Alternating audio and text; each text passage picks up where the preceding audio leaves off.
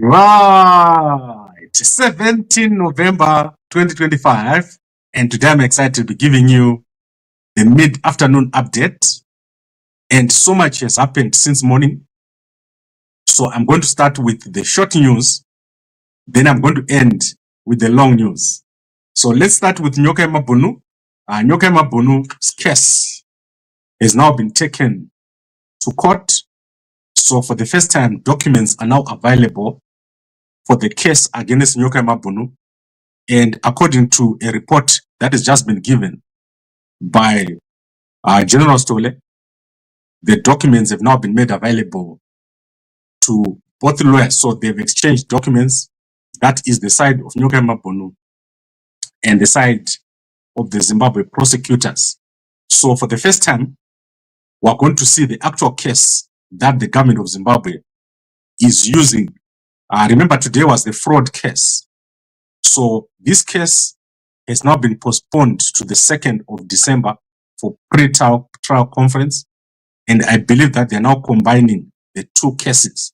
So now the lawyers of Nyokayemabhunu have the documents that says what is the actual fraud, how much money was taken, where was it taken, what was the money for.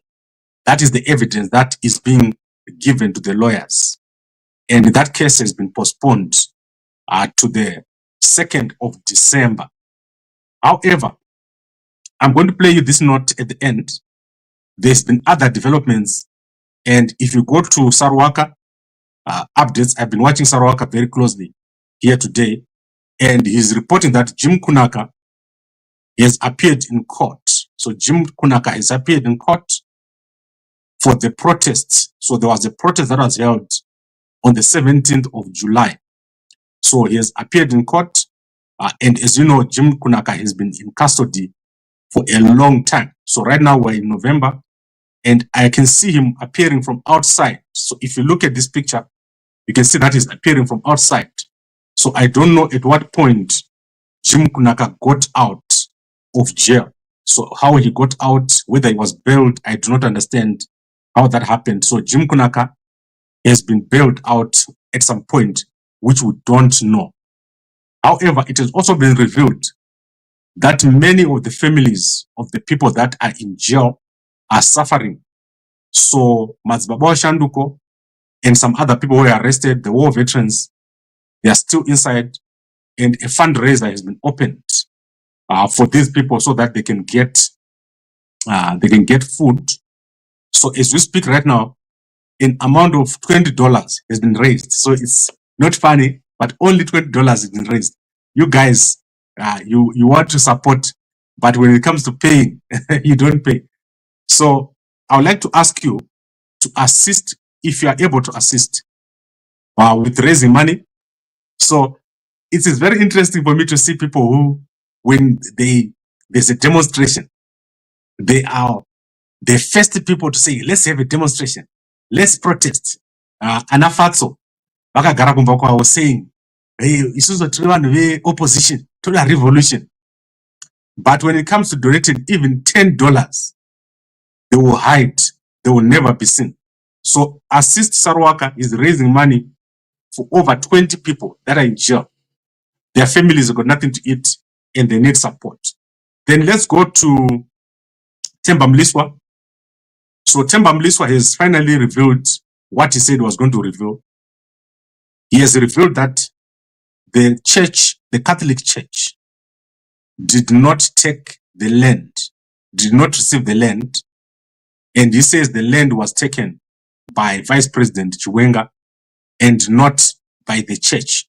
So I want to play that so that you can see it, and then so that you don't say Gambakwe didn't play it. So I'm gonna share you this picture right now, this screen where Temba Mliswa is speaking. It's about 8 minutes. So let's go through what Temba Mliswa has said, and then you can clearly see for yourself that this is not a complete story. So Temba Mliswa is selling us half a story. He needs to come out with a complete story. So let's hear what he's saying about Chiwenga right here. So I'm going to take you at the beginning, right at the beginning, and let's get started. Dicho. Here is the expose that I was talking to you about that I would be able to talk about today, the 17th of November 2025. First of all, you saw my handle on Twitter when I talked about the land along Airport Road opposite One Commando, which was said to belong to the Roman Catholic Church. After 300 people had been given that piece of land through the city council, paid everything, built their houses to a point where they were complete. And then suddenly, after 8 years, they're told that this land belongs to the Roman Catholic Church of Zimbabwe. And the Roman Catholic Church of Zimbabwe would like to build a school, a hospital, and a pharmaceutical manufacturing plant. My point was, but why has it happened now? People came to me and said, Honorable Mliswa, you helped the people, Kumarimba, Aspindale. Over 15,000 were going to be displaced. And I fought for them. I like to fight for people. I like to defend the rights of people, especially when it comes to aspect of accommodation, when people have worked hard and they've saved their money. Pensioners saving money and suddenly they lose it. I said, no, I'll be with you. I went to the highest office, the president, with women. And I said, women, you must go and tell the president the truth. I'll facilitate. I was a member of a parliament. I fought and we won. Because I'm fighting for the people, I hardly lose. I gain nothing. I ask for nothing. But the representation of national interest is what pushes me to be able to do this one again. So fast forward. George Charamba, the spokesperson of the vice president, not the presidential spokesperson, issued a statement to say that that land had been given to Roman Catholic Zimbabwe. Even mentioned the former late president, Robert Gabriel Mugabe, may soul rest in peace. And even spoke about the current president that he equally knows about it. But I asked for the paperwork. Where is the paperwork? Where is the paperwork? There was no paperwork. I told these people to go to court. They went to court and they got a relief from court. City Council again wrote to them and said, within the next 3 months you must move because we're taking over that place. Yet this land belongs to City Council. City Council is the one that did the planning, everything. They were even given money to buy some of the material for them to build houses, to put the sewers and all that. This is the Harare City Council. But the Harare City Council were intimidated by the office of the vice president. If not, actually to be bold and to be honest, the vice president himself, he forced them to write letters withdrawing from these people of having an interest in that land, neither being offered that land.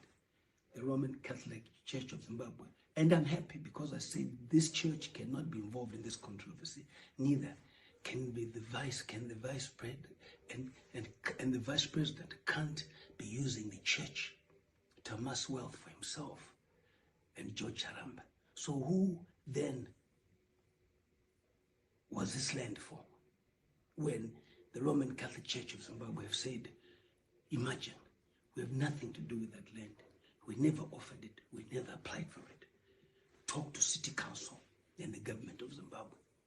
City Council has been under pressure, but despite being under pressure, the question is, so who wanted that land? It's pretty clear. The vice president wanted that land for himself. Here comes the institutions that fight corruption, ZRP, ZAC. You need to investigate Harare City Council. Why they then wrote letters to displace those people when they are the owners of the land. They gave them the land and everything was paid. Over $2 million was paid for that land. Then suddenly you think people must just leave because somebody in a higher office who's a vice president, one vice president, who's a former army general, say something, you must do it without respecting the rights of the people and knowing that these people are genuine and sincere people. I'm about fighting corruption. I'm about fighting and exposing it. And I don't care what you say. Whether you say I am paid and all that, those utterances do not worry me, because you want me to lose focus. You have your favorite person, but is he the leader that we want? Who will go into these offices, okay, intimidate people and displace people? 300 of them, but some of them attend even a Catholic Church. Catholic Church of Zimbabwe, I want to thank you for coming out the way you did. Muri church no respect. Indi not to support our, though we see the Methodist Church of Zimbabwe. I do in the Anglican. I love these churches. They're traditional churches for the people. Don't be drawn into politics. You know, kumbirao. Marido za mnoita, ngazi the marido za mari. Kana mukati, Chiwenga namatira. Unotenga namatira president wenyika. Nekuti ndimi munotati vatungamiri vedu vanobva kuna Mwari. Let's be consistent. And you know, kumbira all my churches. Don't be involved in politics. Don't be used by politics. Don't be used by politicians. So I want to thank the Roman Catholic Church of Zimbabwe for coming out in the open to say that they have absolutely nothing to do with that land. Neither did they apply for it or were they offered. City Council, I'm going to report you to ZAC for overturning such decisions. That is fraud that you did.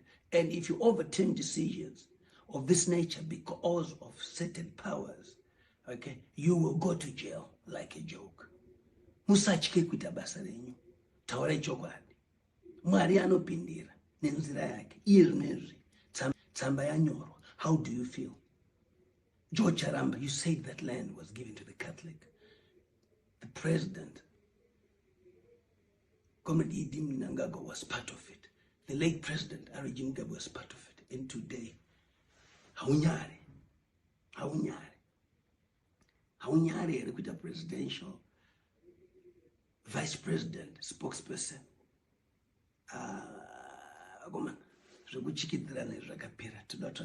we must expose corruption. And I like to tackle it from the top, not at the bottom. There's nothing at the bottom, at the top. And we're here to fight it together. Please feel free to email me. Feel free to send anything on my WhatsApp on any corrupt activities that you believe are hurting you. I'm there to serve you. And God will protect me and my sisters, because I am doing it for you, the people who are honest, who deserve a better life, who deserve to enjoy in Zimbabwe and not to be intimidated. I end by saying these allegations point out to abuse of office by the vice president. And again, George Charamba misinforming people, lying. Is he fit to be in that office? Icho, dicho. Icho, dicho. Chiwenga. Okay, there's nothing, guys. Unfortunately, I have to say, I'm not really impressed. The actual announcement was so big. We were awaiting a big corruption that would have happened, but this is not a big corruption. The fight has stopped being a serious fight. I think Mliswa is trying to push, but there's really nothing to push here. The issue of the land, I don't think you can point and say, this is what Chiwenga did wrong, this is what Charamba did wrong. I think this is just now my leftovers. End. So let's play what General Sole said about Nyokayemabhunu. Nyokayemabhunu appeared in court. The documents are now available. Unfortunately, for the guys who don't hear Shona, this is the Shona version. Zimbabwe. Just a quick one. Zvizhinji tichazotaura muma audios tichazenge tichikupai ma-updates. Court case ya comrade Nyokayemabhunu ya postponed to 2 December for pre-trial conference. So yeah, ndo mamiriro akaita zvino. Court iri kupinda zvakare musi 2 December for pre-trial. Paitwa ma-document exchange between the defense and the state. Today ndo mamiriro akaita zvino. Okay, so the documents have been exchanged. On the 2nd, Nyokayemabhunu is going to appear in court, I think on both cases. And then let's see if he has apologized to Mnangagwa.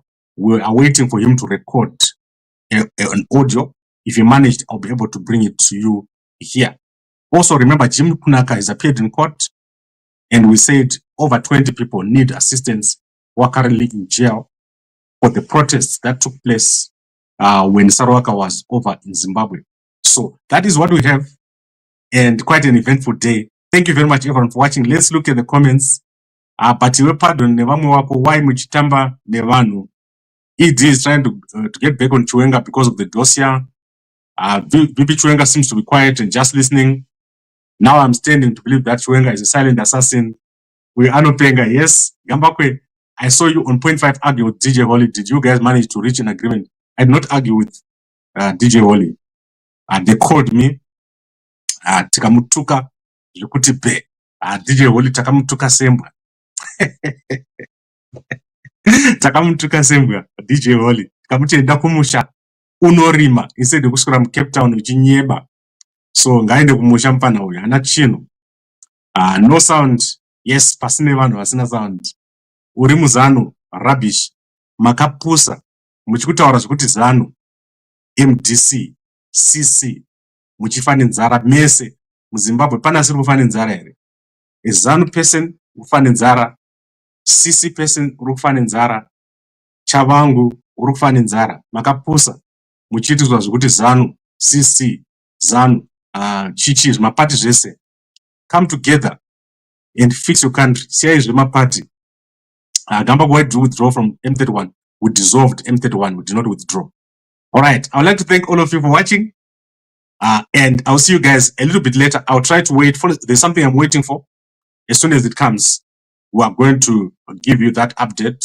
And President Cyril Ramaphosa has celebrated his birthday. Did you guys see that? It was amazing birthday.